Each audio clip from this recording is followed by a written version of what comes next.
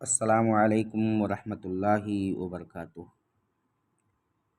نحمدہ ونصلی علی رسولہ الکریم، اما بعد۔ محترم حاضرین، اللہ رب العالمین کا بے شمار احسان ہے کہ جس نے ہمیں اور آپ کو ایک ساتھ مل بیٹھنے اور دین کی باتیں کہنے سننے کی توفیق دی۔ کتاب و اصول الایمان فی ضوء الکتاب والسنہ کے تعلق سے بعض دروس آپ کے سامنے پیش کر دیے گئے۔ اس اہم کتاب سے ایک اور درس میں پیش کرنے کی کوشش کر رہا ہوں، اس کا تعلق غلو سے ہے۔ غلو کس کو کہتے ہیں؟ غلو کی لغوی تعریف ہے ہوا مجاوزۃ الحد بأن یزید فی حمد الشیء او ذمہ علی ما یستحق، یعنی حد کو پار کر جانا، حد کو پار کر جانا۔ ہر چیز کا ایک دائرہ ہے، ہر چیز کا ایک دائرہ ہے۔ دائرے سے اگر بندہ الگ ہو جا رہا ہے تو یہ غلو ہے، چاہے وہ کسی شخص کی تعریف میں اتنی زیادتی کر دے جو اس کے اندر موجود نہ ہو، یا کسی شخص کی مذمت پر اتر آئے، برائی پر اتر آئے تو اتنی برائی اس کی بیان کر دے، اتنی برائی بیان کر دے جس کا وہ شخص مستحق نہ ہو۔ تو یعنی تعریف بھی اگر کرنا ہے تو اسی حد تک آپ کر سکتے ہیں جو چیز اس کے اندر پائی جا رہی ہے۔ اس سے زیادہ کریں گے یہ سمجھیے کہ آپ کو ہلاکت کی طرف لے جائے گی۔ اگر غلو کر رہے ہیں، غلو میں بھی اگر آپ زیادتی کر رہے ہیں، ایسی چیزوں کا تذکرہ کر رہے ہیں جو صاحب معاملہ کے اندر موجود نہیں ہے، تو یہاں سمجھیں کہ آپ ہلاکت کی طرف جا رہے ہیں۔ شریعت کے اندر غلو کس کو کہتے ہیں؟ شریعت کے اندر غلو کہا جاتا ہے ہوا مجاوزۃ حدود ما شرع اللہ لعبادہ، کہ اللہ رب العالمین نے شریعت کے اندر اپنے بندوں کے لیے حدود کو مقرر کر دیا ہے، سواء فی العقیدۃ او العبادہ۔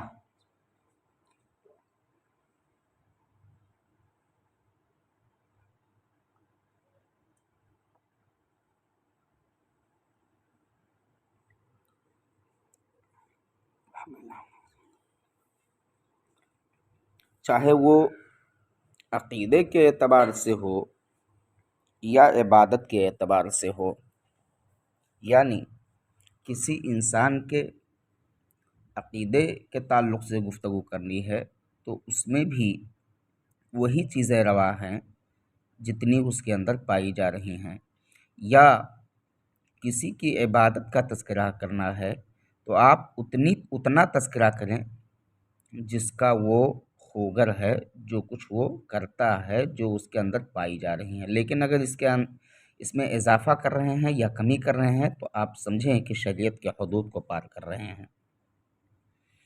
غلو کا حکم کیا ہے؟ شریعت کے اندر غلو کرنا یہ حرام ہے، یعنی غلو کا مفہوم جو نکل کر کے آیا وہ یہ ہے کہ کسی چیز کو اس کی حد سے بڑھا دینا یا کم کر دینا۔ اور اس کا حکم جو شریعت نے مرتب کیا یہ حرام ہے، نصوص میں اس سے منع کیا گیا ہے، اسے ڈرایا گیا ہے۔ اور غلو کرنے والے کا معاملہ یہ ہے کہ اس کے نتائج اس کے اوپر بھی مرتب ہو سکتے ہیں، جلدی بھی مرتب ہو سکتے ہیں اور دیر سے بھی۔ اس لیے بھی انسان کو غلو کرنے سے پرہیز کرنا چاہیے۔ انسان کے اندر جو خوبی ہے اور جس حد تک ہے اتنا بیان کرنا چاہیے۔ اگر کسی کے اندر کچھ کمی یا کجی ہے تو اسی حد تک اس کو بیان کرنا چاہیے، اس میں کمی کو بھی بہت زیادہ بڑھانا نہیں چاہیے جو اس کے اندر نہیں پائی جا رہی ہیں، یا تعریف کے اتنے پل نہیں باندھ دینا چاہیے جو اس کے اندر موجود نہیں ہیں۔ اللہ رب العالمین نے فرمایا یا اہل الکتابی لا تغلوا فی دینکم ولا تقولوا علی اللہ الا الحق۔ یہ سورہ نساء کی 171ویں آیت ہے۔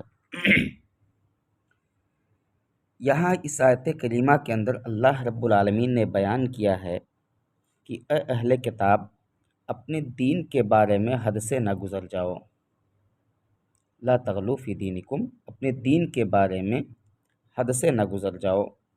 ولا تقولوا علی اللہ الا الحق، اور اللہ پر بجز حق کے کچھ نہ کہو۔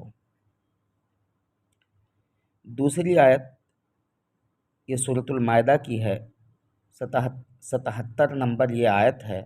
اللہ رب العالمین نے یہاں فرمایا، کہا اللہ رب العالمین نے قل یا اہل الکتاب لا تغلو فی دینکم غیر الحق ولا تتبعوا اہواء قوم قد ضلوا من قبل واضلوا کثیرا وضلوا عن سواء السبیل۔ یہاں اس آیت کریمہ کے اندر اللہ رب العالمین نے بیان فرمایا ہے، کہا ہے اللہ رب العالمین نے کہ اے نبی آپ کہہ دیجئے، قل اے نبی آپ کہہ دیجئے، یا اہل الکتاب لا تغلو فی دینکم، اے اہل کتاب اپنے دین میں ناحق غلو اور زیادتی نہ کرو۔ ولا تتبعوا اہواء قوم قد ضلوا من قبل واضلوا کثیرا وضلوا عن سواء السبیل، اور ان لوگوں کی نفسانی خواہشوں کی پیروی نہ کرو جو پہلے سے بہک چکے ہیں۔ قد ضلوا من قبل، جو پہلے سے بہک چکے ہیں، واضلوا کثیرا، اور بہتوں کو بہکا بھی چکے ہیں، وضلوا عن سواء السبیل، اور سیدھے راستے سے ہٹ گئے ہیں۔ یعنی یہاں جو اللہ رب العالمین اس آیت کریمہ کے اندر فرما رہا ہے کہ اتباع اللہ رب العالمین کی کرنی ہے، اور اتباع حق میں حد سے تجاوز کسی بھی شخص کو کرنے کی اجازت نہیں ہے۔ اور ایسے ہی اللہ رب العالمین نے جن کی تعظیم کا حکم دیا ہے، اس میں مبالغہ کر کے انہیں منصب نبوت سے اٹھا کر کے مقام الوہیت پر فائز مت کرو۔ یعنی یہاں جو کہا گیا ہے، حضرت مسیح علیہ السلام کے معاملے میں تم نے غلو کیا، اہل کتاب نے حضرت مسیح علیہ السلام کے معاملے میں غلو کیا۔ غلو کے تعلق سے ایک بات اور جاننا چاہیے کہ غلو ہر دور میں شرک اور گمراہی کا سب سے بڑا ذریعہ رہا ہے۔ انسان کو جس سے عقیدت اور محبت ہوتی ہے، وہ اس کی شان میں خوب مبالغہ کرتا ہے۔ یہ آج کے دور میں بھی دیکھا جا رہا ہے کہ جس سے محبت ہوتی ہے اس کے بڑے گن گائے جاتے ہیں۔ وہ امام اور دینی قائد ہے تو اس کو پیغمبر کی طرح معصوم سمجھنا اور پیغمبر کو خدائی صفات سے متصف ماننا یہ عام بات ہے۔ بدقسمتی سے مسلمانوں میں بھی اس غلو میں محفوظ نہیں رہ سکے۔ انہوں نے بعض ائمہ کی شان میں بھی غلو کیا، اور ان کی رائے اور قول حتیٰ کہ ان کی طرف منسوب فتویٰ اور فقہ کو بھی حدیث رسول صلی اللہ علیہ وسلم کے مقابلے میں ترجیح دے دی۔ یعنی اپنے سے پہلے لوگوں کے پیچھے مت لگو۔ یہاں اللہ رب العالمین نے تعلیم دیا ہے، جو ایک نبی کو الہ بنا کر خود بھی گمراہ ہوئے اور دوسروں کو بھی لوگوں نے گمراہ کر دیا۔ عبداللہ ابن عباس رضی اللہ تعالیٰ عنہ سے مروی ہے، حدیث سے اس کی مذمت کہ رسول اللہ صلی اللہ علیہ وسلم نے فرمایا ایاکم والغلو۔ رسول اللہ صلی اللہ علیہ وسلم نے کہا، اے لوگو تم غلو سے بچتے رہنا، فإنما ہلک من کان قبلکم بالغلو فی الدین، کیونکہ تم سے پہلے لوگ جو ہلاک ہوئے غلو فی الدین ہی میں ہلاک ہوئے۔ دین کے معاملات میں وہ اتنا غلو کرتے تھے جتنی شریعت کے اندر اس کی تعلیمات نہیں ہوتی تھیں۔ رواہ احمد والحاکم وصححہ ووافقہ الذہبی، امام احمد اور حاکم نے اس کو روایت کیا ہے اور اس کو صحیح بھی کہا ہے، اور امام ذہبی رحمۃ اللہ علیہ نے اس کی موافقت اور تائید کی ہے۔ عبداللہ ابن عباس رضی اللہ تعالیٰ عنہ سے دوسری حدیث مروی ہے، آپ نے فرمایا کہ رسول اللہ صلی اللہ علیہ وسلم نے کہا حلق المتنطعون قالها ثلاثا، کہ نبی پاک صلی اللہ علیہ وسلم نے یہ جملہ 3 بار دہرایا، حلق المتنطعون حلق المتنطعون حلق المتنطعون، کہ دینی معاملات میں غلو کرنے والے، تجاوز کرنے والے یہ ہلاک ہو گئے، برباد ہو گئے۔ عمر بن خطاب رضی اللہ تعالیٰ عنہ سے مروی ہے، کہتے ہیں کہ رسول اللہ صلی اللہ علیہ وسلم نے فرمایا، آپ نے کہا لا تطرونی کما اطرت النصارى عیسی ابن مریم وانما انا عبد اللہ ورسولہ، رواہ البخاری۔ یہاں نبی پاک صلی اللہ علیہ وسلم نے کہا ہے، صحیح بخاری کی یہ روایت ہے کہ تم مجھے اس طرح حد سے نہ بڑھانا جس طرح عیسائیوں نے عیسیٰ بن مریم علیہ السلام کو بڑھایا۔ یعنی نبی پاک صلی اللہ علیہ وسلم نے کہا لا تطرونی، تم مجھے نہ بڑھانا، کما اطرت النصارى عیسی ابن مریم، جیسا کہ نصرانیوں نے عیسیٰ ابن مریم علیہ السلام کو حد سے زیادہ بڑھا دیا۔ اور سنو، انما انا عبدہ، میں اس کا بندہ ہوں، تو تم لوگ کہو عبداللہ و رسولہ، اللہ اور اس کا رسول مجھے کہو، اللہ کا بندہ کہو اور اس کا رسول کہو، اس سے زیادہ تم لوگ مجھے مت بڑھانا۔ یہاں ایک بات سمجھنے کی ہے کہ عیسائیوں نے عیسیٰ بن مریم علیہ السلام کو ان کے مقام اور مرتبے سے بڑھا دیا۔ نبی پاک صلی اللہ علیہ وسلم نے اس کی توجیح کی کہ پہلے نصرانیوں نے عیسائیوں نے عیسیٰ بن مریم علیہ السلام کو بڑھایا تھا ان کے مرتبے سے زیادہ، تو مجھے بھی مت بڑھا دینا، میں صرف اللہ کا بندہ ہوں، تم لوگ مجھے اس کا بندہ اور اس کا رسول ہی کہنا۔ لیکن افسوس امت محمدیہ اس کے باوجود بھی اس غلو سے محفوظ نہ رہ سکی جس میں عیسائی مبتلا ہوئے، اور امت محمدیہ نے بھی اپنے پیغمبر کو بلکہ نیک بندوں تک کو خدائی صفات سے متصف ٹھہرا دیا، جو دراصل عیسائیوں کا وتیرہ تھا۔ اسی طرح علماء و فقہا کو بھی دین کا شارع اور مفصل ماننے کے بجائے ان کو شارع شریعت سازی کا اختیار کرنے والے بنا دیا ہے۔ فَإِنَّا لِلَّهِ وَإِنَّا إِلَيْهِ راجعون، یعنی اس دور میں عیسائیوں نے عیسیٰ بن مریم علیہ السلام کے ساتھ زیادتی کی تھی، آج کے دور میں بھی نبی پاک صلی اللہ علیہ وسلم کے بارے میں بہت سارے غلو موجود ہیں، جیسے عید میلاد النبی کا معاملہ ہے، نہ نبی پاک صلی اللہ علیہ وسلم نے کیا۔ نبی پاک صلی اللہ علیہ وسلم کی زندگی میں آپ کی تین صاحبزادیاں زینب، ام کلثوم، رقیہ، یہ تینوں کی تینوں وفات پا گئیں، آپ نے ان کا عید میلاد نہیں منایا۔ ایسے ہی نبی پاک صلی اللہ علیہ وسلم کی زندگی میں کئی صحابہ کرام وفات پائے، ان کا عید میلاد نہیں منایا۔ نبی پاک صلی اللہ علیہ وسلم خود نبوت کے بعد کئی سالوں تک زندہ رہے، آپ نے اپنا عید میلاد نہیں منایا اور نہ ہی لوگوں کو منانے کا حکم دیا۔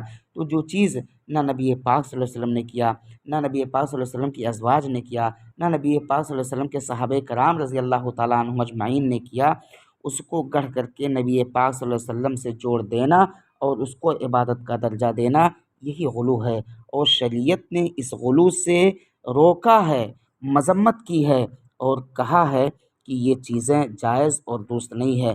خود نبی پاک صلی اللہ علیہ وسلم کا بار بار اپنی امت کو تلقین کرنا، یہ اس بات کی عظیم دلیل ہے کہ نبی پاک صلی اللہ علیہ وسلم کا جو مقام ہے، نبی پاک صلی اللہ علیہ وسلم کی جتنی تعریف کرنی درست ہے اتنی تعریف کی جائے، نبی پاک صلی اللہ علیہ وسلم کا جو جائز مقام ہے وہ مقام عطا کیا جائے، نبی پاک صلی اللہ علیہ وسلم کو ان کے مقام سے زیادہ، ان کے مقام سے آگے نہ بڑھایا جائے۔ اگر کوئی شخص ایسا کرتا ہے تو یہ سمجھیے کہ وہ گمراہ ہوگا، وہ شریعت کی تعلیمات سے بھٹکنے والا ہوگا، وہ شریعت کی تعلیمات سے دور ہونے والا ہوگا، اور اس کا معاملہ یہ ہوگا کہ دنیا کے اندر وہ اس کو گمراہ کہا جائے گا، اور مرنے کے بعد بھی اس کا معاملہ اللہ رب العالمین اچھے لوگوں کے ساتھ نہیں کرے گا۔ اس لیے محترم مسلمانوں، میرے پیارے سامعین، دین کے مسائل واضح ہیں، غلو سے شریعت نے روکا ہے، کسی کے تعلق سے بھی غلو ہو، نبی پاک صلی اللہ علیہ وسلم کو چھوڑ دیجئے، نبی پاک صلی اللہ علیہ وسلم کے بعد کسی کے تعلق سے غلو ہو، شریعت نے اجازت نہیں دی ہے، بلکہ شریعت کا جو معاملہ ہے وہ یہی کہ جس حد تک آدمی کے اندر تعریف اچھائیاں پائی جائے اسی بقدر تعریف کی جائے، اور جو برائیاں اس کے اندر ہو اسی قدر اس کی برائی کو بیان کیا جائے، نہ کہ اس کی اچھائیاں بیان کرنے لگیں تو حد سے گزر جائیں یا برائیوں پہ آ جائیں تو اس کو انسانیت کے دائرے سے دور کر دیں۔ یہ شریعت کے اندر منظور نہیں ہے، یہ شریعت کو پسند نہیں ہے، اور اللہ اور اس کے رسول نے اس سے ڈرایا ہے۔ اور بعض قومیں یہود و نصارہ، عیسائی وغیرہ، یہ سارے ان لوگوں کا معاملہ یہ تھا کہ ان لوگوں نے اپنے انبیاء اور رسولوں کو اپنا پیشوا مان لیا تھا، اور انہی کو کہتے تھے کہ یہ لوگ جو کچھ کہہ دیں وہی درست ہے۔ یعنی ان کے تعلق سے اللہ رب العالمین نے فرمایا اتخذوا احبارهم ورهبانهم اربابا من دون اللہ، کہ انہوں نے اپنے علماء اور درویشوں کو اللہ کے سوا رب بنا لیا، اور یہ رب بنانا حدیث کے مطابق ان کے حلال کیے کو حلال اور ان کے حرام کیے کو حرام سمجھنا تھا۔ یعنی وہ علماء جن چیزوں کو حلال کہہ دیتے وہی حلال ہوتا، اور لوگ اس کو حلال سمجھتے، اور جن چیزوں کو وہ حرام کہہ دیتے انہی چیزوں کو وہ لوگ حرام سمجھتے تھے۔ تو اللہ رب العالمین نے ان چیزوں سے منع کیا ہے۔ جائز جو تعریفات ہوں وہی تعریفات کرنی ہیں، ناجائز طور پر کسی کی محبت میں اتنا ہمیں اور آپ کو ڈوبنے کی ضرورت نہیں ہے کہ جو چیز اس کے اندر نہ ہو اس کی مدح میں بیان کر دیں۔ باری تعالیٰ سے دعا ہے کہ اللہ رب العالمین ہمیں غلو اور اس کی مذمت کو سمجھنے کی توفیق عطا فرمائے، اور ساتھ ہی ساتھ ہم تمام لوگوں کو عمل کی توفیق بخشے، آمین۔ وآخر دعوانا ان الحمد للہ رب العالمین۔ السلام علیکم ورحمۃ اللہ وبرکاتہ۔